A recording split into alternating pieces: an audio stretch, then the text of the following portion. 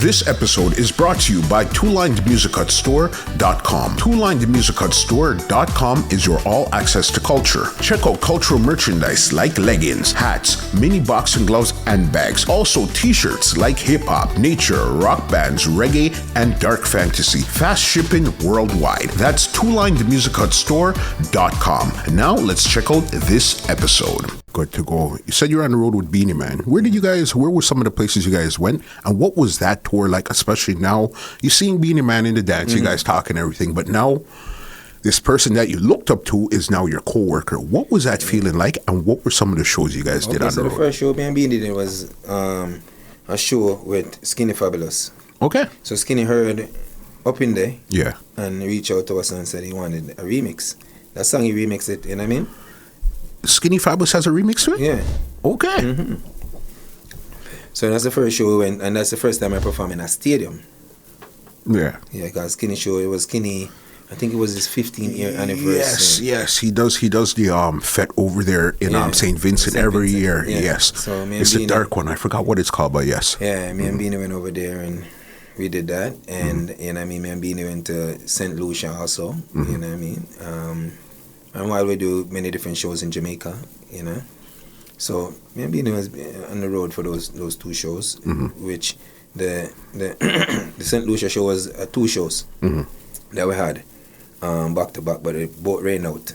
So we were on the road for like a full week. You know what I mean? And then with the Skinny Fabulous show, that was like I said, a stadium, and we're performing that show, and it was amazing. Yeah.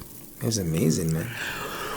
What is that feeling amazing, like, bro, to go from performing for 10 people to 20 to 100 to 10,000 to thousands? What's that feeling like as an artist? For me personally, still, whether I perform for a 10 person or 100,000, it's the same energy I put out. I never compromise or shortchange.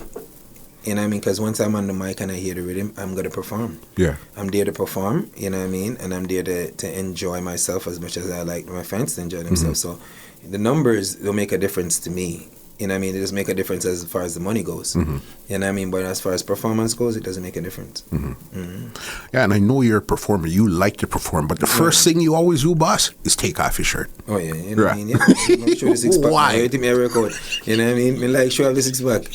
And that me I tell you. Yeah. Right now they are 12. Right now me just want trip. I try you. Hey, if a girl nice, I'm a trip right now. My wife like, nah, I go vex her. She know my style. You understand? Yeah. I just think it's just one of the things, you know what I mean? Every artist have their signature things that they do, and for me it was working out and, you know what I mean, staying in shape and just taking off my shirt. And, you know, I remember when me and Beenie Man in St. Lucia, him called me out after I finished performing, and he said, yo, Razor B, come here, Razor B. I'm go out. But I was so damn excited and every freaking thing. Me remember say Beenie Man come, just take off my shirt and run go to the crowd. And the girls them a scream and I grab on and I vex. I right now I know Beenie vex. I know vex me but I talk about this by the interview, but I vex Beenie. Him tell me say, yo, don't do that again, me vex. Me call you for remix hot up. And sing hot up with you, gonna run out in a shirt. Me now call you Papa Norm on my stage him. And you know me and Ninja Man always Ninja Man I'm done to big up Ninja. Yo, okay. How did you link with Ninja Man in the first place? Okay, so remember, you know what I mean, the tours that we normally do is RJR Road Tour. You know what I mean, where we do the 14 parishes, and Ninja is always the headliner. You know what I mean, but when we go out, you know what I mean, me perform before him.